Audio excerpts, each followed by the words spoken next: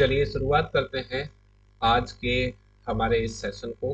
तो सबसे पहले आप सभी लोगों को मेरी ओर से जय हिंद। आज की ये जो हमारी क्लास है ये HCF एंड LCM चैप्टर की तीसरी क्लास है। पहली क्लास में मैंने आपको इंट्रोडक्शन कराया था, समझाया था HCF और LCM के बारे में, उसके बेसिक्स के बारे में। फिर उसके बाद दूसरी क्लास में हमने क्वेश्चंस किए थे जो मासा पर आधारित थे, यानी क्वेश्चंस बेस्ड ऑन HCF। आज हमारी तीसरी क्लास है जिसमें हम टाइप 2 के क्वेश्चंस को डिस्कस करेंगे। और ये जो हमारे क्वेश्चंस हैं ये बेस्ड होंगे लासा पर आधारित, यानी टाइप 2 में हम डिस्कस करेंगे questions based on LCM based questions. तो ज़्यादा समय ना लेते हुए हम सीधे शुरुआत करते हैं क्लास की और सीधे लेते हैं पहला क्वेश्चन। क्योंकि मैं आपको बेसिक्स पहले ही समझा चुका हूँ पहली क्लास में। जितने लोगों ने पहली क्लास नहीं देखी है, मैं चाहता हूँ कि आप पहले पहली वाली क्लास को देख लें। उसके बाद जब आप इस क्लास को देखोगे तो आपको ज़्यादा बेहतर समझ में आएगा, या फिर इस क्लास को कंप्लीट करने के बाद आप पहली क्लास को देख सकते हैं। ठीक है, चलिए पहला क्वेश्चन लेते हैं। Question number 1। क्वेश्चन नंबर 1 है हमारे पास, 3 से और अगली दो अभाज्य संख्याओं से विभाज्य लघुत्तम पूर्णांक है। तो हमें बताना है, जैसे लघुत्तम मतलब लासा, तो LCM बताना है किसका। एक तो 3, और 3 के बाद अगली संख्या कैसी चाहिए, अभाज्य। तो 3 के बाद अगली अभाज्य कौन सी होती है, 5, और उसके बाद कौन सी होती है, 7। इनका क्या लेना है, इनका आपको LCM बताना है, LCM। तो आपको मालूम होना चाहिए कि 3 भी एक अभाज्य संख्या है। और एक बात का हमेशा ध्यान रखें कि कभी भी अगर आपसे अभाज्य संख्याओं का LCM लेने के लिए कहा जाए तो अभाज्य संख्याओं का LCM उनका गुणनफल ही होता है। यानी अभाज्य संख्याओं का अगर आपस में गुणा कर लें तो वही उनका LCM बन जाता है। तो गुणनफल क्या होगा, 3 इंटू 5 इंटू 7। तो 3 पंजे 15, 15 सत्ते 105। इसका मतलब इनका जो LCM है वो कितना आएगा, 105। तो correct answer option number D. बाकी हमेशा ध्यान रखें कि कभी भी क्वेश्चन अगर आपको अभाज्य संख्याओं पे मिलता है तो अभाज्य संख्याओं का जो लासा है वो उनका गुणनफल ही होता है। क्लियर। चलिए इसके बाद अगला क्वेश्चन लेते हैं, क्वेश्चन नंबर 2। यहाँ पर आपसे क्या कह रहा है, 24, 36 और 40 का लघुत्तम समापवर्त्य निकालिए, यानी लासा निकालिए। तो पहले तो इसका आप कॉन्सेप्ट देखें कि कॉन्सेप्ट से क्वेश्चन कैसे होगा, फिर हम देखेंगे कि इसकी ट्रिक क्या हो सकती है। हमारे पास संख्या 3 है, 24 है, 36 है और 40 है। इसका LCM लेना है। ठीक है, तो LCM कैसे ले सकते हैं, कैंसिल करो, 4 से कर लें। 4, 4 से 6, 9 और 10। अब 2 से करेंगे तो 3, उसके बाद 9 और उसके बाद 5। एक बार 3 से कर लेते हैं तो 3 एकम 3, यहाँ पर 3 और 5। अगली बार मुझे पता है कि ये 3 और 5 से जाएगा, तो मैं सीधे यहाँ से करूँगा। 4 दूनी 8, 8 तिया 24, 24 का गुणा करेंगे 3 से तो 24 तिया 72, और 72 का गुणा करेंगे 5 से तो 72 पंजे 360। इसका मतलब ये हुआ कि इनका जो LCM है, LCM वो कितना आ जाएगा, 360। तो 360 हमारे पास किस ऑप्शन में है, करेक्ट आंसर ऑप्शन सी। ये तो हो गया LCM लेने का तरीका जो हमने स्कूल में भी सीखा और यहाँ पर भी सीख रहे हैं। लेकिन जब हम बात करते हैं कॉम्पिटिटिव एग्जाम्स की, तो कुछ ना कुछ तो हमारे पास नया होना चाहिए, कुछ ना कुछ तो ऐसा होना चाहिए जो हमारा टाइम बचाए। तो उसके लिए हम क्या कर सकते हैं, उसके लिए हम ट्रिक्स को यूज कर सकते हैं। तो इसके लिए ट्रिक क्या है वो आप समझिए। आप ध्यान दें, संख्या पद्धति में एक नियम होता है, 9 का नियम। आप सबने पढ़ा होगा 9 का नियम, डिविजिबिलिटी रूल्स, विभक्ति के नियमों में 9 का नियम होता है। 9 का नियम क्या होता है, जिन लोगों ने नहीं पढ़ा उनको बता दूं। दी गई संख्या के सभी अंकों का योग अगर 9 से कट रहा है तो वो संख्या 9 से पूर्णतः विभक्त होगी। अब आपके मन में एक बात चल रही होगी कि सर आप 9 का नियम क्यों समझा रहे हैं। तो मैं आपको बताऊं, 9 या 9 के गुणज की कोई भी संख्या हमेशा 9 से विभक्त होगी, और 9 से विभक्त होगी इसका मतलब 9 का नियम उस पर लगेगा। तो आप देखें यहाँ पर 36 हमारे पास एक ऐसी संख्या है जो 9 से कटती है। और ज्यादातर कुछ मतलब केसेस में ये देखा गया है कि जब भी कॉम्पिटिटिव एग्जाम्स में क्वेश्चन एलसीएम पे आया है तो उसमें लगभग लगभग 99% ऐसा देखने को मिलता है कि 9 का नियम काम कर रहा होता है। यानी कोई ना कोई एक संख्या या एक से अधिक भी हो सकती है जो 9 के गुणज में आती है। तो 36 9 का गुणज है, तो 36 9 से कटता है, इसका मतलब एलसीएम भी 9 से कटना चाहिए। तो आप यहाँ अंकों का योग करके देखो, यहाँ अंकों का योग कितना होगा, यहाँ अंकों का योग हो रहा है 3। यहाँ अंकों का योग कितना हो रहा है, 2 + 4 + 0 6। यहाँ अंकों का योग कितना हो रहा है, 3 + 6 + 0 9। और यहाँ अंकों का योग कितना हो रहा है, 12। अब आप ये देखो 3 6 9 और 12 में से कौन सी संख्या है जो 9 से कट सकती है। केवल एक ही संख्या है 9। तो इसका मतलब बिना कैलकुलेशन के भी आप सीधे आंसर निकाल सकते हो। आपको बस ये देखना है कि दिए गए ऑप्शंस में से कौन सा ऑप्शन 9 के नियम को फॉलो कर रहा है। क्योंकि अगर ये संख्या 9 से कटेगी तभी तो ये 36 से कटेगी, क्योंकि 36 का एक गुणज 9 भी होता है। क्लियर। तो अब ये तो रही आपके पास क्वेश्चन को सॉल्व करने की ट्रिक जो मैंने आपको यहाँ पर बताई। ठीक है, तो आप ट्रिक से करना चाहें ट्रिक से करें, और यहाँ पर हमने देखा इसको सॉल्व करने के लिए जो कंसेप्ट है वो, तो जो कंसेप्ट से करना चाहें वो कंसेप्ट से करें। ठीक है, तो मैंने आपको यहाँ पर दोनों चीजें सिखाई। अब आगे बढ़ते हैं अगले क्वेश्चन की तरफ। Question number 3। अब देखें यहाँ पर हमारे पास क्वेश्चन क्या है।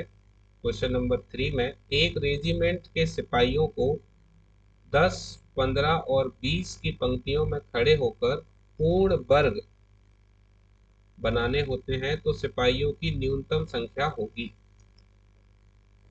अब यहाँ पर न्यूनतम का मतलब होता है कम से कम, और कम से कम का मतलब एलसीएम। ठीक है, तो पहले कॉन्सेप्ट समझें, तरीका क्या है फिर ट्रिक बताएंगे, है ना।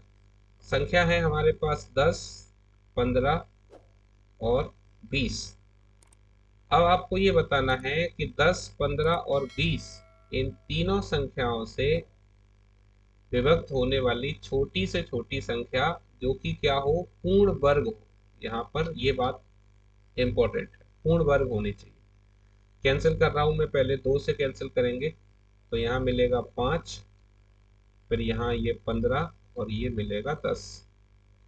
इसके बाद फिर मैं कैंसिल करता हूँ 2 से, तो यहाँ पर कितना मिलेगा, ये मिलेगा 5 15 और 5। अब इसके बाद ये कैंसिल हो सकता है 3 से, तो 5 5 और 5, अगली बार 5 से हो जाएगा। तो यहाँ पर एलसीएम मुझे क्या मिला, एलसीएम एलसीएम मिलेगा 2 × 2 × 3 × 5। ठीक है, तो अगर क्वेश्चन केवल इतना होता कि 10 15 20 की पंक्तियों में खड़े होकर मतलब खड़े होते हैं, केवल ऐसा होता है, सिपाहियों की न्यूनतम संख्या, तो एलसीएम आ जाता है। लेकिन यहाँ पर एक और बात जोड़ी गई है कि पूर्ण वर्ग होना चाहिए। तो वर्ग का मतलब संख्या जोड़े में होनी चाहिए। तो क्या यहाँ पर 2 का वर्ग है?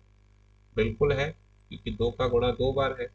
3 का वर्ग है? नहीं है। 5 का? नहीं है। तो अगर क्वेश्चन कभी कहता है पूर्ण वर्ग और वर्ग नहीं है, तो आपको क्या करना होगा? आपको वहां पर वर्ग बनाना होगा। तो 3 का वर्ग नहीं है, वर्ग बनाने के लिए क्या करें? एक बार 3 से गुणा करेंगे तो 3 का वर्ग बन गया। और 5 का नहीं है तो एक बार 5 से गुणा करेंगे तो ये 5 का वर्ग बन जाएगा। अब 2 का भी वर्ग बन गया, यहाँ देखो 3 का भी बन गया और 5 का भी बन गया। इसके बाद जो भी वैल्यू आएगी वो आपका आंसर होगा। तो देखें, 2 का गुणा 2 से 2 दूनी 4, 4 का गुणा 3 से करेंगे 4 तिया 12, 12 का 5 से करेंगे 12 पंजे 60, 60 का 3 से करेंगे 60 इंटू 3 180, 180 का 5 से करेंगे तो हमारे पास कितनी वैल्यू आ जाएगी? 900। इसका मतलब ये हुआ कि हमारा जो आंसर होगा वो क्या होगा? Option number C. क्लियर? तो अगर क्वेश्चन को सॉल्व करना हो तो आपके पास जो तरीका होगा वो ये है, जो मैंने आपको अभी यहाँ पर समझा। ये हमारा तरीका है। अब अगर आप चाहते हो कि नहीं सर जो है इसकी ट्रिक सिखा दो जो है, और हम इसको बहुत जल्दी हल करना चाहते हैं कम समय में, तो इस क्वेश्चन के लिए ट्रिक क्या हो सकती है वो देखो। यहाँ पर संख्या ऐसी लेनी है जो 10 15 20 से कटे और पूर्ण वर्ग बनाए। तो आप यहाँ ध्यान दो, क्या 500 किसी का वर्ग होता है? नहीं होता। क्या 600 कभी कोई वर्ग संख्या होती है? नहीं होती। क्या 900 वर्ग संख्या है? क्या 400 वर्ग है? यानी वर्ग वाली जो लाइन है उसको पढ़ने से हमारे दो ऑप्शन तो पहले ही बाहर हो गए। अब बचे दो ऑप्शन, 400 और 900, जिनमें से आपको मालूम है कि 400 जो है वो कभी भी 15 से विभक्त नहीं होगा। और अगर ऐसा है तो आपने तीन ऑप्शन हटा दिए, आपका आंसर क्या हो जाएगा? Option number C. तो यहाँ पर जो कंडीशन आपको चेक करनी है वो करनी है वर्ग संख्या वाली। ठीक है, वर्ग संख्या देख लो, आपका आंसर बिना जो है पेन चलाए आ जाएगा कम से कम समय में। ठीक है, चलिए और आगे बढ़िए। क्वेश्चन नंबर 4 लेते हैं। क्वेश्चन क्या कह रहा है? वह न्यूनतम संख्या जो 12 15 20 से विभाज्य वह पूर्ण वर्ग है। यानी पूर्ण वर्ग भी हो और 12 15 20 से विभाज्य भी हो। तो 12 15 20 से विभाज्य होने के लिए आपको क्या देखना है? तो अभी मैंने आपको सिखाया था, जैसे अगर कंसेप्ट को फॉलो करें तो हमारे पास नंबर क्या है? 12 15 और 20। तो सबसे पहले जो है यहाँ 2 से काट देते हैं। 2 से काटेंगे तो कितना आ जाएगा? 6 15 10। 2 से एक बार फिर कैंसिल कर लो, 3 15 5। अब ये कैंसिल कैसे हो सकता है? 3 से हो जाएगा। 3 से करेंगे तो 1 5 5, अगली बार 5 से हो जाएगा। तो मुझे यहाँ पर क्या निकालना है? मुझे चाहिए संख्या, और वो भी कैसी? पूर्ण वर्ग। तो एलसीएम क्या मिला मुझे? एलसीएम यहाँ से मिलेगा 2 इंटू 2 इंटू 3 इंटू 5। अगर आप ध्यान से देखो तो पिछले क्वेश्चन में भी तो यही मिला था, 2 इंटू 2 इंटू 3 इंटू 5। और ये क्या कह रहा है कि संख्या कैसी होनी चाहिए? पूर्ण वर्ग। तो क्या ये संख्या वर्ग में है? दो वाली ये तो है। 3 और 5 वर्ग में नहीं है। वर्ग बनाने के लिए क्या करेंगे? एक बार 3 का गुणा करेंगे और एक बार 5 का गुणा करेंगे। तो अब आप यहाँ से देखो, एक 3 ये है और एक ये है, तो इसका वर्ग बन गया। इसके अलावा एक 5 ये है और दूसरा 5 ये है, तो इसका भी वर्ग बन गया। अब सॉल्व कर लेते हैं इसको। तो दो दूनी चार, चार तिये 12, 12 पंजे 60, 60 तिया 180, 180 पंजे 900। तो क्या मिलेगा? 900। तो ये तो हो गया आपके पास। कभी भी क्वेश्चन पूछता है कि विभाज्य हो और पूर्ण वर्ग हो तो आपको वर्ग के जोड़े बना देने हैं। ये क्वेश्चन को हल करने का आपका तरीका हो गया, कॉन्सेप्ट हो गया। अब ट्रिक जान लो। अगर इसी क्वेश्चन को ट्रिक से करना है तो कैसे करें, या फिर कैसे कर सकते हैं। आप ये देखो कि कोई भी संख्या अगर 15 से कट रही है, 15 से कटने का मतलब है कि वो संख्या 3 से विभक्त होगी। क्योंकि कोई भी संख्या 15 से कट रही है, इसका मतलब 3 से भी कटेगी और 5 से भी कटेगी। और 3 का नियम क्या होता है? अंकों का योग। क्योंकि जो आपका 9 का नियम होता है वही हमारा 3 का भी होता है। यानी अंकों का योग अगर 3 से कटता है तो संख्या 3 से कटेगी। तो यहाँ अंकों का योग कितना हो रहा है? 4। तो क्या 4 जो है वो 3 से कटेगा? नहीं कटेगा। यहाँ अंकों का योग कितना हो रहा है? 9। यहाँ अंकों का योग कितना हो रहा है? 7। और यहाँ अंकों का योग कितना हो रहा है? 9। तो 7 भी नहीं कटेगा। दो ऑप्शन तो हमारे इस तरीके से बाहर हुए। अब बचे दो ऑप्शन। यहाँ भी अंकों का योग 9 आ रहा है और यहाँ भी अंकों का योग 9 आ रहा है। लेकिन वो क्या कह रहा है? न्यूनतम, यानी छोटी से छोटी। तो 900 में और 3600 में छोटी कौन सी है? छोटी है हमारे पास 900। इसका मतलब हमारा आंसर क्या होगा? Option number B. और इसको भी हम हटा देंगे क्योंकि ये पूर्ण वर्ग तो है लेकिन ये छोटी संख्या नहीं है, इससे भी छोटी संख्या हमारे पास है। तो आप चाहें तो इस तरीके से ट्रिक का यूज करके भी क्वेश्चन को सॉल्व कर सकते हो। और तरीका अगर जानना है तो तरीका मैंने आपको यहाँ पर सिखा दिया है ना। कंसेप्ट आपका ये हो ही गया। ठीक है। अब चलिए अगला क्वेश्चन लेंगे, क्वेश्चन नंबर 5। क्या कह रहा है?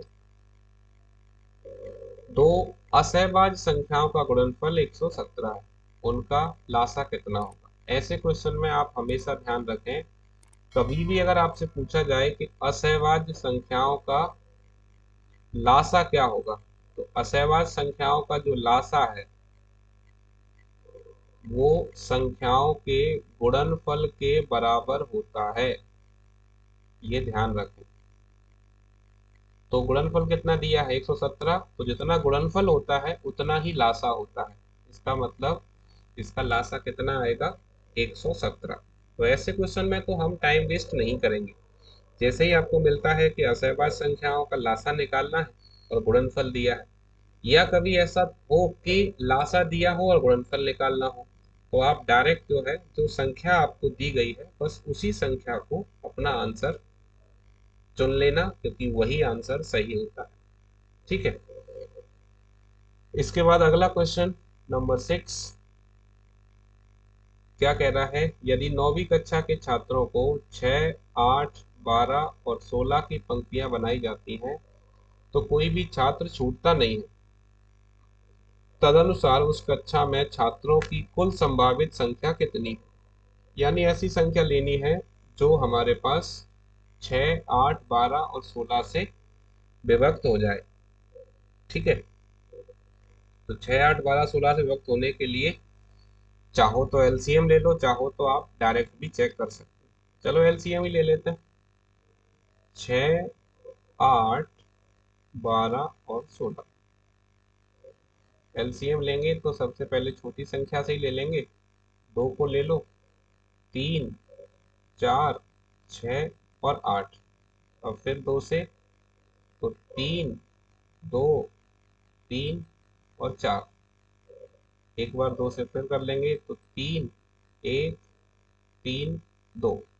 अब आपको मालूम है कि एलसीएम लेने के लिए क्या करें? डायरेक्ट मल्टीप्लाई कर लें। 2 दूनी 4, 4 दूनी 8, 8 इंटू 3 करेंगे तो 8 दिया 24, और 24 का ओके। तो अब यहाँ पर आप देखो एलसीएम कितना आ रहा है। एलसीएम आ रहा है 2 इंटू 2 इंटू 2 इंटू 3 इंटू 2, तो ये मुझे कितना मिल रहा है? 2 दूनी 4, दूनी 8, 8 तिया 24, 24 दूनी 48। तो कम से कम संख्या कितनी होनी चाहिए थी? 48। लेकिन हम ध्यान से देखें तो 48 तो हमारे पास ऑप्शन में ही नहीं है। तो अगर 48 ऑप्शन में नहीं है तो 48 का गुणज ले लो। 48 से कटने वाली चारों ऑप्शन में कौन सी संख्या है? ऑप्शन नंबर डी, जो कि कितनी है? 96 है। तो इस तरीके से हमारा आंसर क्या होगा? 96। कभी कभी क्वेश्चन इस तरीके से भी देखने को मिल जाता है कि जो आपका एलसीएम आया है वो ऑप्शन में नहीं है। तो ऐसे केस में आप क्या करें? एलसीएम का मल्टीपल देख लें कि एलसीएम से कौन सी संख्या कट रही है। अब जो संख्या एलसीएम से कटेगी वही फिर आपका आंसर बन जाएगी। क्लियर? चलिए अगला क्वेश्चन नंबर 7 क्या कह रहा है? वह लघुत्तम संख्या ज्ञात कीजिए जिसे 15, 20, 36 और 48 से भाग देने पर हर बार 3 शेष रहे। तो इसका कंसेप्ट क्या है? कंसेप्ट में आपको क्या करना है? 15, 20, 36 और 48 का क्या लेना है? एलसीएम। ठीक है। अब हर बार 3 शेष रहे, तो जैसे मानकर चलो आपका कोई भी एलसीएम आ गया, एक्स आ गया। अब 3 शेष बचाना है तो 3 उसमें जोड़ देंगे। ठीक। तो अब इसमें तो टाइम लगेगा क्योंकि एग्जाम में हमारे पास टाइम कम होता है। अब इसकी ट्रिक क्या है? ट्रिक देखो आप, यहाँ पर एक संख्या है 36। 36 जो है वो 9 का गुणज है। इसका मतलब हम यहाँ पर 9 का नियम लगा सकते हैं। आप यहाँ अंकों का योग करो। अंकों का योग कितना हो रहा है? यहाँ पर 12। यहाँ अंकों का योग करो, कितना हो रहा है? 9। यहाँ अंकों का योग करो, कितना हो रहा है? 15। और यहाँ अंकों का योग करो, कितना हो रहा है? ये फिर से हो रहा है 12। तो 9 से भाग दें और 3 शेष बचे, तो यहाँ तो नहीं बचेगा और यहाँ भी नहीं बचेगा। ये दो बच्चे, यहाँ पर भी 12 है और यहाँ पर भी 12 है। ठीक है। अब आप ये देखो कि ये जो 183 है, 183, ये संख्या जो है वो 48 से विभक्त नहीं हो रही है। मतलब 48 से भाग देने पर इसमें 12 आपको नहीं, 3 आपको नहीं मिलेगा, सॉरी 3 शेष नहीं मिलेगा, क्योंकि ये इसके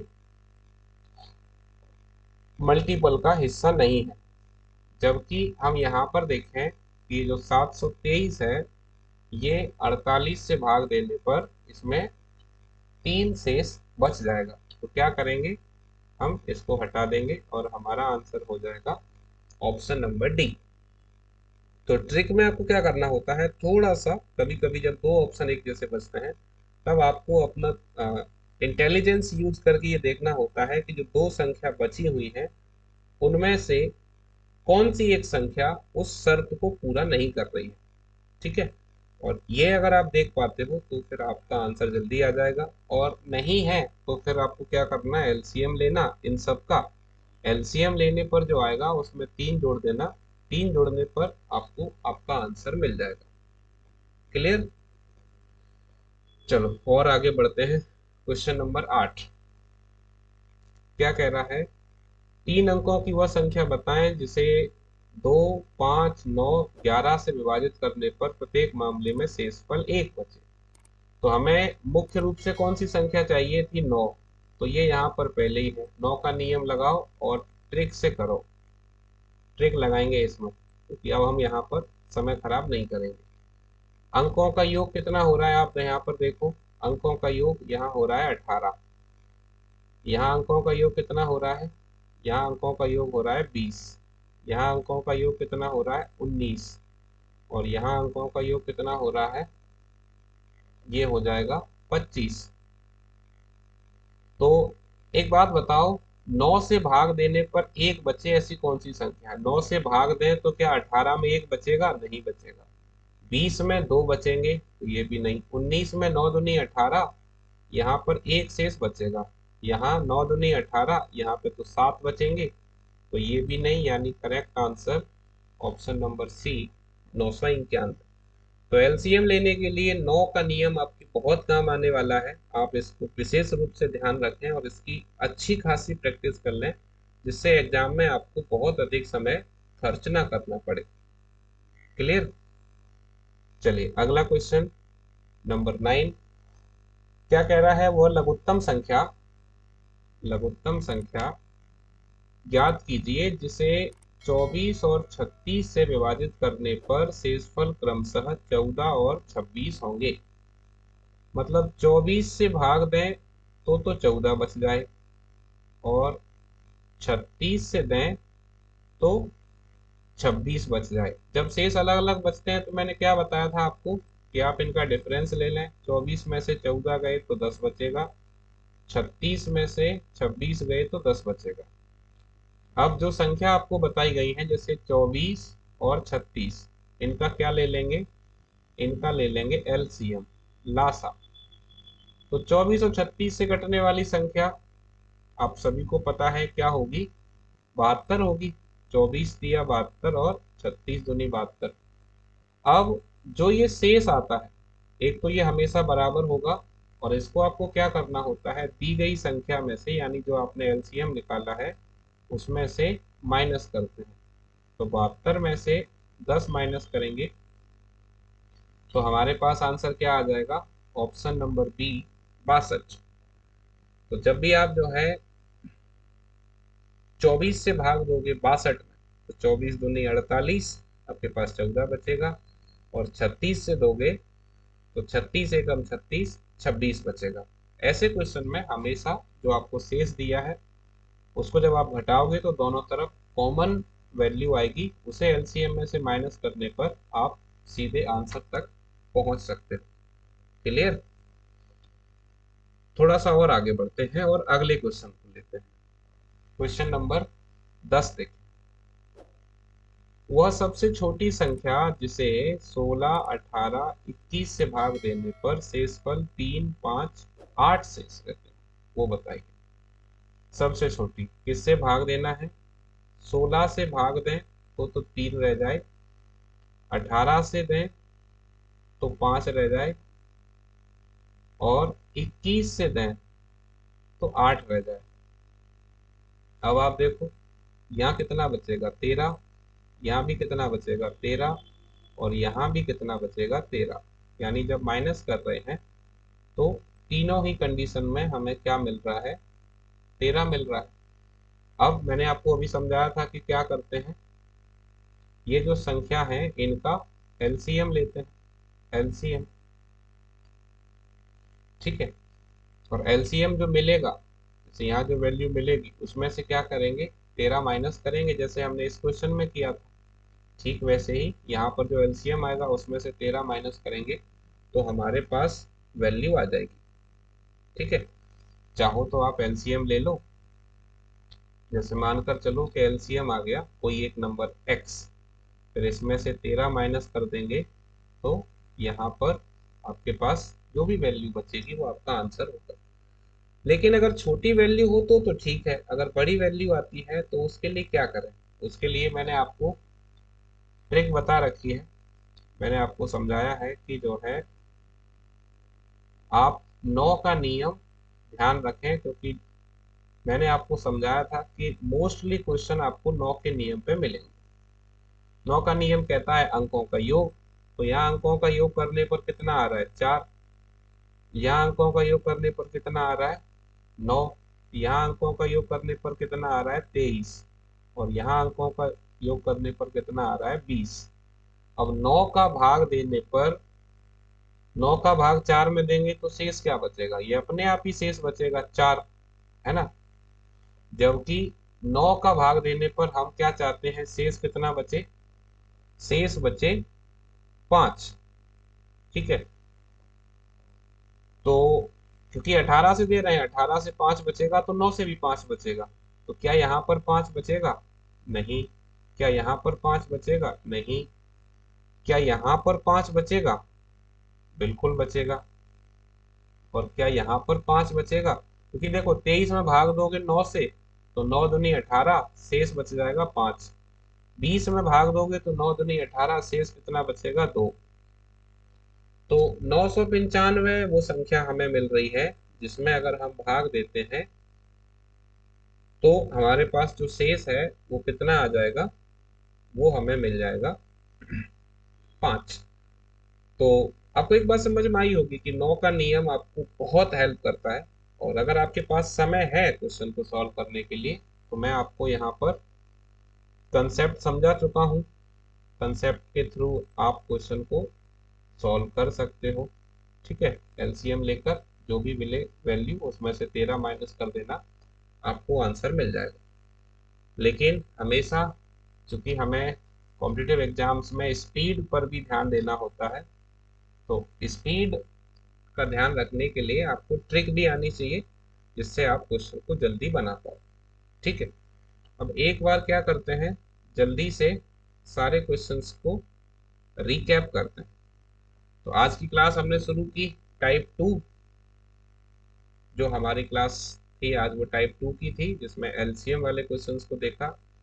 पहला क्वेश्चन अभाज्य संख्याओं पे था, तो मैंने आपको समझाया कि अभाज्य संख्याओं में उनका गुणनफल ही उनका लासा होता है। दूसरे क्वेश्चन में हमने कॉन्सेप्ट और ट्रिक दोनों का यूज किया और अपना आंसर फाइंड किया। तीसरे में मैंने आपको कॉन्सेप्ट और ट्रिक दोनों समझाई। क्वेश्चन नंबर 4 में फिर से मैंने आपको दो तरीके से क्वेश्चन कराया, कॉन्सेप्ट से और ट्रिक से। क्वेश्चन नंबर 5वां मैंने आपको समझाया कि असहभाज्य संख्याओं में गुणनफल ही उनका लासा होता है। नंबर 6 में हमने एलसीएम लिया। अब एलसीएम वाली वैल्यू उसका आंसर नहीं थी, तो एलसीएम की गुणज वाली जो वैल्यू थी उसको हमने अपना आंसर बनाया। क्वेश्चन नंबर 7 को हमने कॉन्सेप्ट और ट्रिक दोनों को यूज करके सॉल्व किया। कॉन्सेप्ट को मैंने आपके लिए छोड़ रखा है, ट्रिक से मैंने आपको क्वेश्चन सॉल्व कराया। क्वेश्चन नंबर 8 ये हमने सीधे ट्रिक से किया। क्वेश्चन नंबर 9 इसका मैंने आपको कॉन्सेप्ट समझाया। और क्वेश्चन नंबर 10 कॉन्सेप्ट आपको समझाया लेकिन सॉल्व करने के लिए वो आपके लिए छोड़ा, ट्रिक से हमने इस क्वेश्चन को सॉल्व किया। तो इस तरीके से हमारी आज की ये क्लास कंप्लीट होती है। तो कैसी रही आज की क्लास, हमें अपना फीडबैक जरूर दें और लगातार मेहनत करते रहें। ऐसे तो आप मेहनत कर ही रहे हो, फिर भी उसे इसी तरीके से बनाए रखें। तो आप सभी को एक बार फिर से बहुत बहुत धन्यवाद अपना कीमती समय हमें देने के लिए। और एक बार फिर से आप सभी लोगों को मेरी ओर से जय हिंद। Thank you.